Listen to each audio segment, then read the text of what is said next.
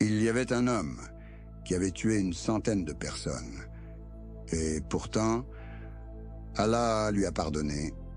Ce n'est pas parce qu'il offrait des prières parfaites, ni parce qu'il portait un passé immaculé, c'est parce qu'il a tourné le dos à la ville qui avait empoisonné son cœur, aux gens qui applaudissaient son obscurité, à l'endroit même qui rendait ses fautes si petites qu'il avait cessé de les craindre. Il demanda à un savant, « Y a-t-il encore de l'espoir pour moi ?» La réponse ne fut pas longue. « Oui, mais quitte cette terre. Va dans un lieu où l'on se souvient d'Allah. » Et cet homme, qui n'avait jamais connu la miséricorde, fit le premier pas. Il n'alla pas bien loin, mais tandis que son âme quittait son corps, la terre se déplaça sous lui, et Allah le rapprocha du pardon. Parfois, la guérison commence par la distance, pas par la colère, pas par la vengeance, seulement par la décision silencieuse de dire « Je ne peux plus rester là-dedans ». Certaines blessures ne sont pas physiques. Tu ne peux pas bander une confiance brisée. Tu ne peux pas recoudre le silence qui a suivi leurs insultes. Tu ne peux pas radiographier la douleur d'avoir trop donné à ceux qui ne t'ont rendu que du mal. Mais ton cœur, lui, le ressent encore, ce resserrement dans ta poitrine quand leur nom revient. La façon dont ton ventre se noue lorsque tu dois sourire malgré le mépris. Cet engourdissement qui a commencé à se répandre. Et pourtant, tu es encore là, toujours en train de regarder, toujours à chercher comment protéger en toi quelque chose qui s'éteint lentement. Le prophète Muhammad, paix et salut sur lui, a dit « Dans le corps se trouve un morceau de chair. S'il est sain, tout le corps est sain, et s'il est corrompu, tout le corps est corrompu. En vérité, c'est le cœur. » Alors que se passe-t-il? Quand ton cœur a été touché par trop de mains, quand trop de voix y résonnent et qu'aucune ne sonne comme la vérité, l'imam Al-Ghazali a appelé le cœur une forteresse. Et une forteresse n'ouvre pas ses portes au premier venu. Ce n'est pas une leçon d'isolement, c'est un retour à la clarté, à l'adoration, à la dignité. Parce que toutes les voix ne méritent pas l'accès à ton cœur et que toutes les blessures ne sont pas destinées à être portées pour toujours. Le savant qui s'est éloigné du vacarme, il fut l'érudit le plus célébré de son époque, maître de théologie, de droit et de philosophie, la voix qui faisait taire ses rivaux dans les cours des rois. À 34 ans, l'imam Abu Hamid al-Ghazali fut nommé à la tête de la Nizamiya de Bagdad, le plus haut siège du savoir dans le monde musulman. Les foules remplissaient les salles pour l'entendre. Des sultans sollicitaient son conseil. Son nom voyageait plus loin que ses pas. Et pourtant, écrit-il, j'ai pris conscience que j'étais immergé dans des habitudes que je ne pouvais plus supporter. Mes intentions n'étaient pas purement pour Allah. Un jour, sa voix se tut, non par timidité, ni par maladie, mais pour quelque chose de plus profond, une paralysie de l'âme. Il se tint devant ses étudiants et trouva sa langue verrouillée. Les mots refusèrent de franchir ses lèvres. Il le décrit avec une peine silencieuse. La langue extérieure fut réduite au silence et la voix intérieure pleura. Il ne pouvait plus parler, plus manger, plus se reposer. Il était entouré d'éloges et pourtant il se noyait dans le doute. Il craignait que tout ce qu'il avait bâti fût creux, une architecture de science privée de lumière. Il craignait que son cœur ne meure. Alors il partit. Il quitta le prestige, l'estrade, les applaudissements, Il renonça à son salaire, écrivit un testament pour ses enfants et disparut de la capitale du califat. Il ne se rendit pas dans une autre université. Il alla à Damas, puis à Jérusalem. Il se cacha dans un minaret. Il pria, à la lueur d'une chandelle, dans la mosquée des Omeyyades. Il écrivit au clair de lune, à l'ombre d'Al-Aqsa. Il jeûna dans la solitude, pleura dans le silence et rebâtit son âme, brique après brique, sur les fondations de la sincérité. J'en vins à voir que toutes les œuvres extérieures, si on leur arrache la sincérité intérieure, sont comme des corps sans âme. Il n'écrivit pas cela pour les autres. Il l'écrivit parce qu'il l'avait vécu. Ce n'était pas un homme qui fuyait ses responsabilités. C'était un homme qui courait vers Allah. Un homme qui avait compris que sauver son cœur signifie parfois s'éloigner de tout ce qui vous avait autrefois donné du rang. Quelle clarté faut-il pour quitter un trône d'influence, pour le sol d'une salle de prière? L'histoire d'Al-Ghazali ne parle pas de réussite. Elle parle de retour. Elle parle de la terreur silencieuse de découvrir que l'on a parlé des années durant, sans avoir écouté, que l'on a enseigné aux autres au sujet d'Allah, tout en oubliant ce que signifie s'asseoir dans l'immobilité et simplement dire « Mon Seigneur, je suis perdu ». Il est devenu ce qu'il fut, non par la maîtrise des livres, mais en se brisant sous le poids de ce qui ne comptait pas, et en voyant enfin ce qui comptait. Voilà l'homme que nous écoutons maintenant. Non le débatteur, mais celui qui choisit le silence plutôt que l'ovation, pour que son cœur, enfin, puisse parler. Ton cœur est une citadelle assiégée. Ton cœur n'est pas seulement un sentiment, c'est une forteresse. L'imam Al-Ghazali a dit « Le cœur est comme un château. Satan se tient à ses portes, guettant l'entrée, mais il ne frappe pas bruyamment. Il se glisse par négligence, par les fissures que nous n'avons jamais scellées. Tes yeux sont une porte, tes oreilles une autre. Ta langue, tes pensées, tes désirs, chacune est un accès vers la chambre la plus intérieure. Et une fois cette porte laissée ouverte, fût-ce une seule fois, il ne part pas en silence. Le prophète Muhammad, paix et salut sur lui, a dit « Dans le corps se trouve un morceau de chair. S'il est sain, tout le corps est sain. Et s'il est corrompu, tout le corps est corrompu. » En vérité, c'est le cœur, ce n'est pas une métaphore. C'est un avertissement. Car lorsque le cœur chute, tout suit. Ce que tu dis, ce que tu convoites, ce que tu tolères, tout s'écoule de ce qui vit ou meurt à l'intérieur de la forteresse.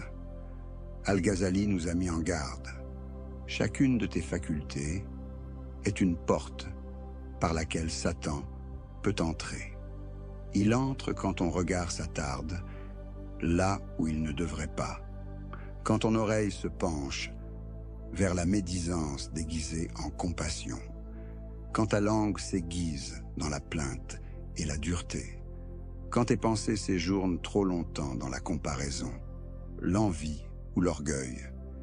Chaque porte sans gardien est une invitation, et chaque péché laisse une fêlure dans le mur. Une forteresse jadis puissante ne tombe pas toujours sous le siège, mais sous la négligence. Parfois la destruction commence doucement. Tu laisses une conversation aller trop loin. Tu excuses une amitié en la disant inoffensive. Tu te dis « ce n'est qu'une fois ».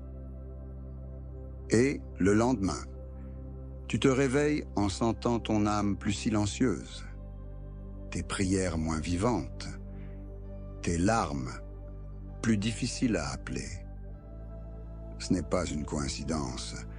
Les envahisseurs sont venus dans la nuit. Alors qu'est-ce qui garde cette forteresse? Qu'est-ce qui veille? Pendant que tu dors, que tu fais défiler, que tu parles?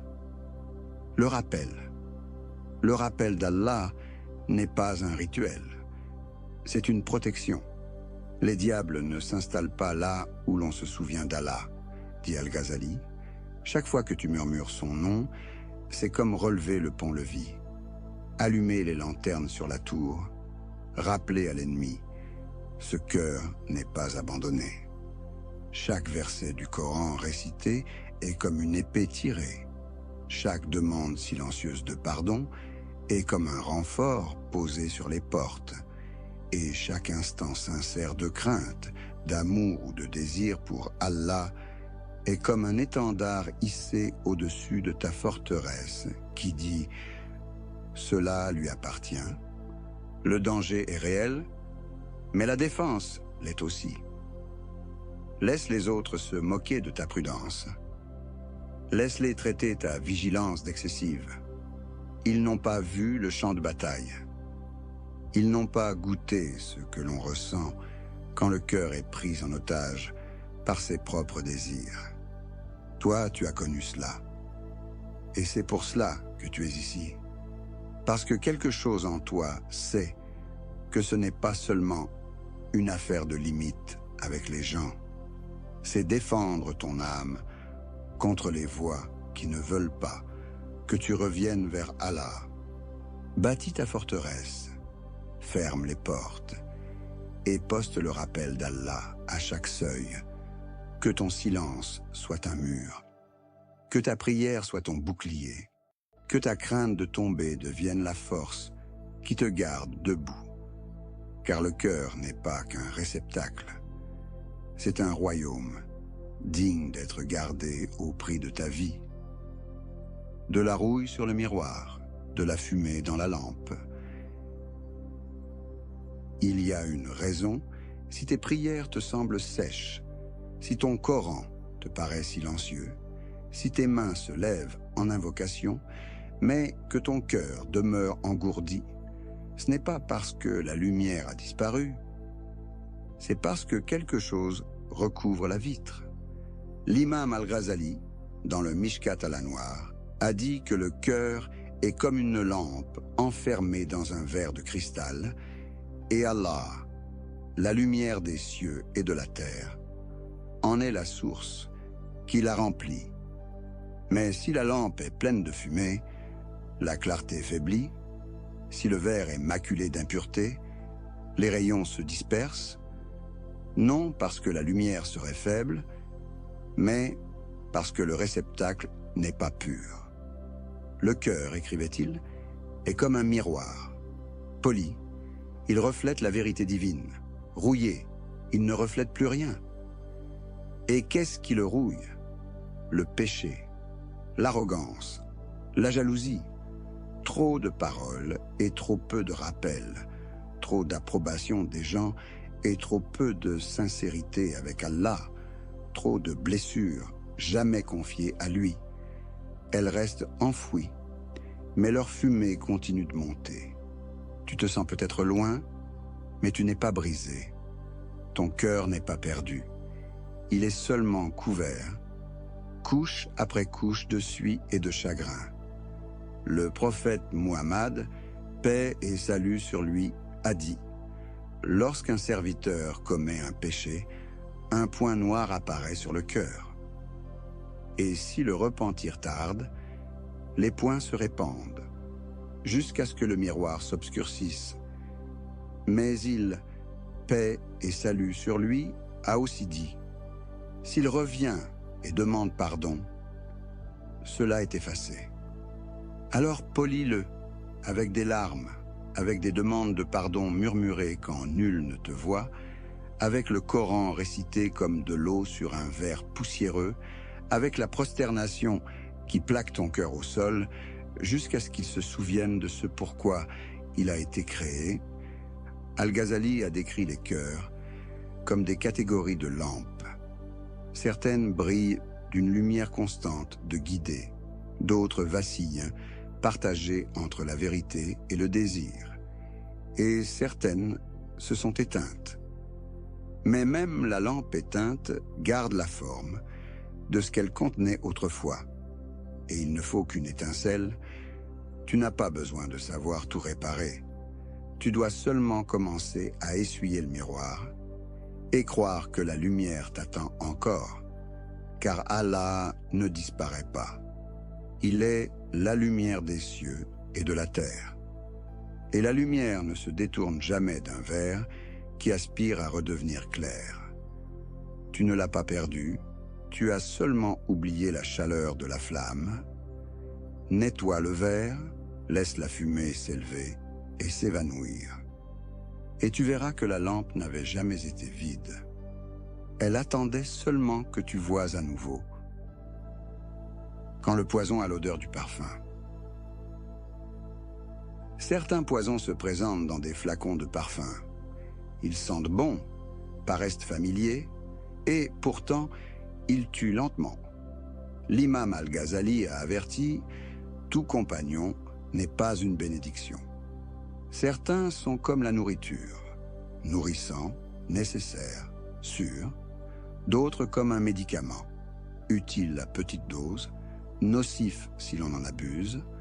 D'autres encore comme une maladie, portée en silence, ressentie en profondeur qui t'affaiblit peu à peu. Et certains sont du pur poison, si doux au sens, mais mortel pour l'âme. Tu connais peut-être quelqu'un comme cela, l'ami qui parle toujours avec sarcasme, sans jamais offrir une parole de bonté, le proche qui déguise la cruauté en sollicitude, celui qui transforme la médisance en lien et la faute en divertissement partagé. Et plus tu restes, plus cela devient normal. Tu te surprends à rire de ce qui autrefois te troublait. Tu commences à excuser ce qui jadis te faisait détourner le regard, et ton cœur, sans même s'en rendre compte, change de forme. Le prophète Muhammad, paix et salut sur lui, a dit « L'exemple du bon compagnon est celui du vendeur de musc. Même si tu n'en achètes rien, tu profites de son parfum. Et l'exemple du mauvais compagnon est celui du forgeron. Il peut te brûler, ou au moins te couvrir de sa fumée. Tout le monde n'a pas besoin de te blesser physiquement pour endommager ton âme. Certains se contentent de remplir tes poumons de fumée, de voiler ton miroir, de murmurer assez de doutes pour que ta forteresse commence à s'effriter de l'intérieur. Tu as peut-être peur de partir. Tu te sens peut-être coupable. Tu te dis, ils ont toujours été là. Mais la présence n'est pas la paix. Et la loyauté n'exige pas la trahison de soi. Al-Ghazali était clair. La compagnie des insouciants corrompt le cœur, même si l'on ne les imite pas ouvertement. Oh, pourquoi? Parce que ton âme absorbe davantage que ton corps ne rejette. Parce que ton silence devient approbation. Et ce qui jadis perçait ta conscience ne t'arrache plus qu'un haussement d'épaule. Maître de la distance n'est pas de la haine, c'est de la guérison. C'est choisir l'obéissance plutôt que le confort, la clarté plutôt que la confusion, Allah plutôt que la foule. Le Coran dit « N'obéis pas à celui dont nous avons rendu le cœur insouciant de notre rappel qui suit ses passions. » Ce n'est pas une suggestion, c'est une protection. C'est Allah qui te dit que tu ne dois pas à tout le monde l'accès à ton cœur.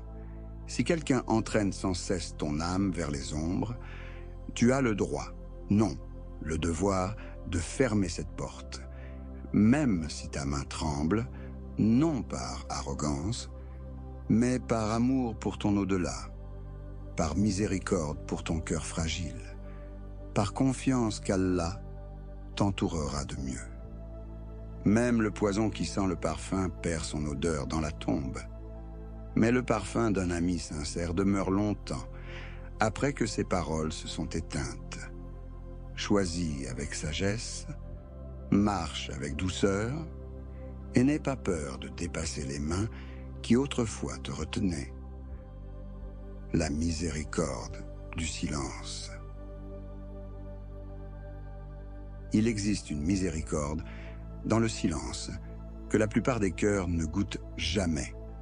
Pas le silence de la défaite, mais le silence de la retenue. Celui qui protège l'âme de dire ce qu'elle regrettera plus tard. Le prophète Muhammad, paix et salut sur lui, a dit « Celui qui croit en Allah et au jour dernier, qu'il dise du bien ou qu'il se taise. » L'imam Al-Ghazali comptait la langue parmi les plus grandes menaces pour le cœur.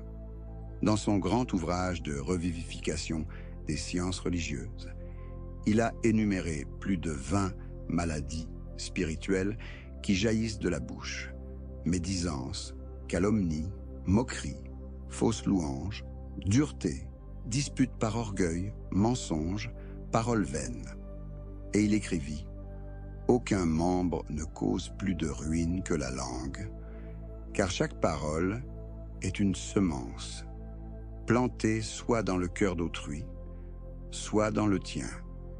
Et certaines paroles deviennent guérison, tandis que d'autres pourrissent en blessure. » Al-Ghazali disait que la langue est comme un cheval fou.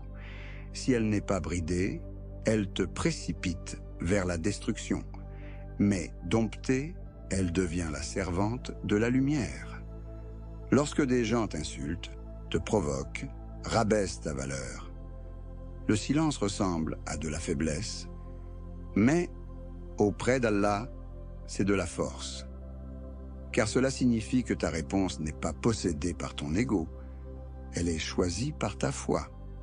Le Coran dit « Les serviteurs du tout miséricordieux sont ceux qui marchent humblement sur la terre. Et quand les ignorants les interpellent, ils disent « paix ». Pas la rage, pas le sarcasme, pas la revanche, seulement la paix. Ce n'est pas un silence de peur, c'est un silence de puissance, un refus de tâcher le cœur pour sauver un point à prouver.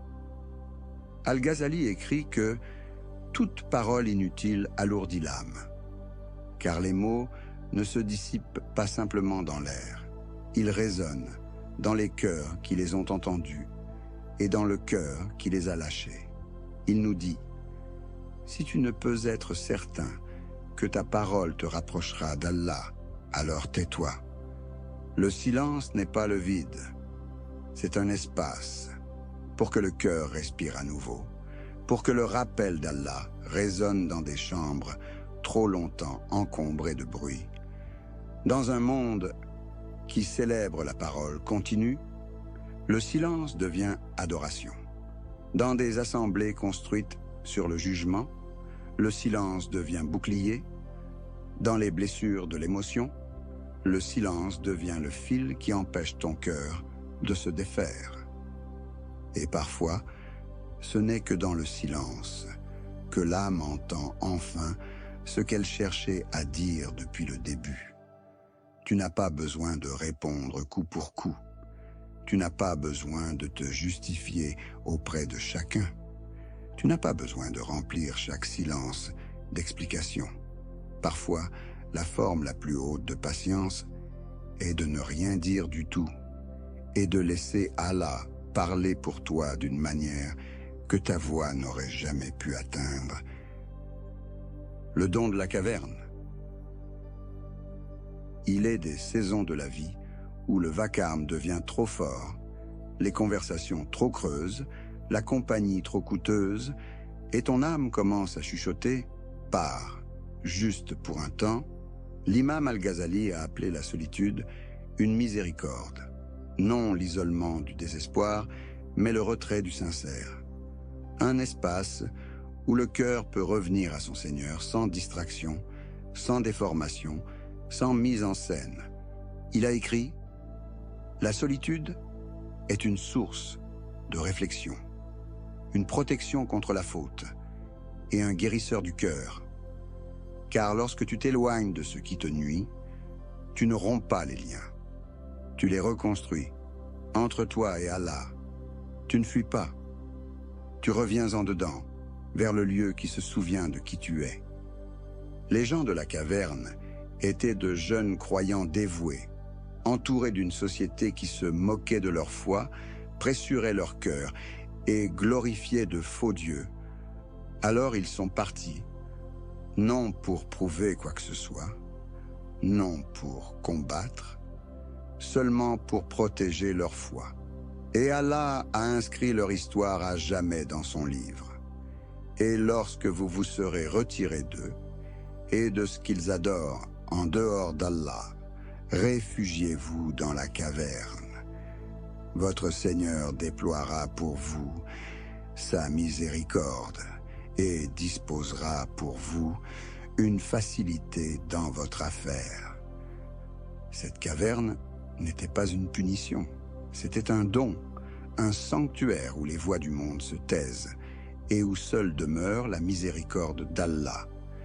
Tu crains peut-être la solitude, tu penses qu'être seul signifie être abandonné, mais parfois, la connexion la plus profonde avec ton Seigneur commence lorsque tu te débranches de tout le reste.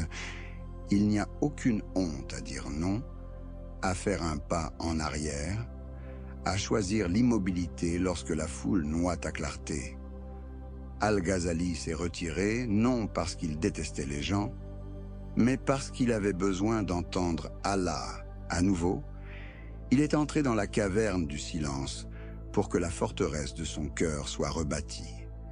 Il a écrit « Être seul avec Allah est plus doux que de s'asseoir avec des rois, car dans le silence, il y a l'honnêteté, et dans l'honnêteté, il y a la guérison.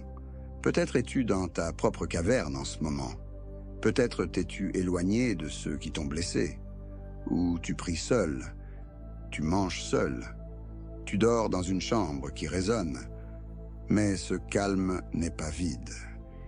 Il est rempli d'anges invisibles, de miséricorde qui s'étend comme la lumière sur l'obscurité, d'Allah qui se rapproche d'une manière que le cœur n'explique pas encore. La caverne n'est pas l'exil, c'est une invitation à t'asseoir avec ton chagrin, ton rappel, tes larmes, à les verser sur le tapis de prière sans te soucier des regards. Car lorsque tu quittes ce qui lui déplaît pour le salut de ton âme, il ne te laisse pas en retour. Il te rejoint là, dans le silence, dans la retraite, dans le don de la caverne. Et lorsque tu en sors, tu n'es plus le même. Tu reviens avec un cœur allumé par quelque chose que le monde ne peut donner. Et ceux qui autrefois étouffaient ta foi s'étonneront d'où vient ta lumière. L'homme qui en a tué 100 et qui reçut pourtant une seconde chance, il avait tué 99 personnes, pas une seule fois, pas par erreur, mais encore, et encore, et encore, chaque fois une autre vie, une autre âme, un autre poids sur son dos. Et pourtant, quelque chose dans son cœur refusa de mourir. Une étincelle qui demandait « Est-il trop tard ?» Alors il chercha quelqu'un, n'importe qui, capable de lui répondre. Il trouva un moine, un adorateur dévoué. Il demanda « Un homme comme moi peut-il être pardonné ?» Le moine regarda son passif et dit non. Alors l'homme, tellement habitué au sang, en ajouta un de plus et s'éloigna avec 100. Mais cette question, elle ne partit pas. Elle grandit. Il demanda à nouveau. Cette fois, il trouva un savant, quelqu'un qui comprenait à la fois la faute et la miséricorde. Et le savant dit « Qui peut se tenir entre toi et le pardon d'Allah ?» Puis il ajouta autre chose. quelque chose que beaucoup d'entre nous oublient. Quitte cette terre, va là où les gens sont pieux, adore avec eux, ne retourne pas à l'endroit où tu as péché. Change ton environnement, change ta compagnie, change ta route. Il aurait pu dire « prie davantage ». Il aurait pu dire « contente-toi de regretter ». Mais il lui ordonna de s'éloigner. Alors il le fit. L'homme empaqueta son cœur, lourd de fautes, et se mit en route vers un lieu nouveau. Il n'atteignit même pas la moitié du chemin, mais sur cette route, tandis qu'il marchait vers le changement, Allah reprit son âme, et les anges vinrent, certains pour punir, d'autres pour protéger. Ils discutèrent. Il n'a jamais fait de bonne œuvre, mais il avait décidé de se repentir. Alors Allah, dans sa miséricorde, plia la terre elle-même. Il rapprocha le corps de l'homme de la terre de l'espoir, plutôt que de la terre du péché. Et il lui donna la fin de ceux qui sont pardonnés. Ce n'est pas une histoire de crime, c'est une histoire de courage, de quitter ce qui te tue, même si cela te tient un lieu de foyer, même si cela signifie marcher vers l'inconnu, même si tu n'atteins jamais la ligne d'arrivée, car Allah compte le pas seulement l'arrivée. Tu te sens peut-être comme cet homme, enfoui sous un passé trop sombre pour être dit, entouré de gens qui normalisent tes fautes, piégé dans des habitudes que tu ne sais pas briser. Mais tu regardes ceci, ce qui signifie que l'étincelle dans ton cœur est encore vivante, et peut-être est-il temps maintenant de t'éloigner, non par haine de l'endroit où tu es, mais par amour de celui que tu pourrais devenir. Et parce que tu crois qu'Allah t'attend encore au bout de cette route, le monde retiendra peut-être la centaine, mais Allah a vu le seul pas, et cela a suffi. Le savant qui choisit l'obscurité et trouva la lumière. Il aurait pu revenir au pouvoir. Le sultan le voulait, les savants le suppliaient d'enseigner encore. Mais l'imam al-Ghazali choisit autre chose. Il choisit l'obscurité. Et dans ce silence, il trouva ce que des années de débat ne lui avaient jamais donné. Après avoir quitté Bagdad, il erra vers l'Orient, à Damas, où il s'assit dans la chambre haute de la grande mosquée des Omeyyades, seul, sans chair, sans auditoire, sans titre, seulement le rappel, la prière, des pages de repentir écrites dans la langue du désir ardent. Il y demeura 2 années, puis Jérusalem, puis la mosquée Al-Aqsa. Là, il pleurait là où se tinrent les prophètes. Il écrivit que son cœur commença à goûter la quiétude, cette paix qui descend quand on ne joue plus pour le regard du monde. Dans cette obscurité, il entreprit la revivification des sciences religieuses. Non pour l'éloge, mais pour la réparation. Ce n'était pas un livre né de l'esprit d'un érudit. C'était un livre venu des blessures d'un chercheur. Chaque chapitre, une porte de retour vers la sincérité. Chaque page, le miroir de ce que la solitude avait appris à son âme. Il ne se cachait plus, il guérissait. Et les mots qu'il écrivit dans ce silence survivraient à tous les trônes qu'il avait laissés derrière lui. À toi qui regardes et te sens oublié, invisible, mis de côté par la vie, sache ceci. Allah dissimule certains cœurs pour les purifier en secret, pour leur enseigner dans le silence ce que le monde n'aurait fait qu'interrompre. Al-Ghazali a dit « Il y a plus de douceur en un seul instant de retraite avec Allah qu'en la louange de 1000 hommes. » Il ne s'est pas perdu en s'écartant des foules. Il a découvert qui il était vraiment, non l'homme qui éblouissait les empires, mais le serviteur qui tremblait devant son Seigneur. Et lorsqu'il revint enfin, il ne revint ni au titre, ni au palais. Il rentra chez lui, dans sa petite ville de Tous, enseigna dans une pièce modeste, pria avec des paysans et des enfants, et mourut dans un état d'abandon paisible. Alors si le monde s'est détourné de toi, si nul n'appelle ton nom, si tu te sens invisible dans un monde obsédé par la visibilité, sache que tu es en la compagnie de ceux qu'Allah affine pour lui-même. Il cache des diamants dans des cavernes. Il écrit des héritages dans le silence et il élève les cœurs que personne ne voit. L'obscurité n'est pas une punition, c'est une préparation. Et dans l'absence de la foule, tu peux trouver la présence du très miséricordieux, prêt à parler à ton cœur, d'une voix que seul le silence peut entendre. Le roi et les traîtres. L'imam al-Ghazali a dit que le cœur est le roi et que le corps est son royaume.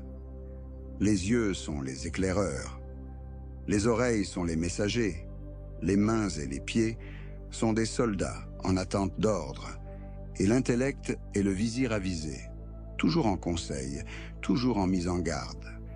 Mais au fond de la cour siège une autre figure, rusée, silencieuse, affamée. L'ego, toujours à l'oreille du roi, complotant un coup d'état discret, et lorsque le cœur oublie qui il sert, lorsqu'il écoute davantage ses propres désirs que la guidance venue d'en haut, le royaume commence à tomber. Les yeux s'égarent là où ils ne devraient pas.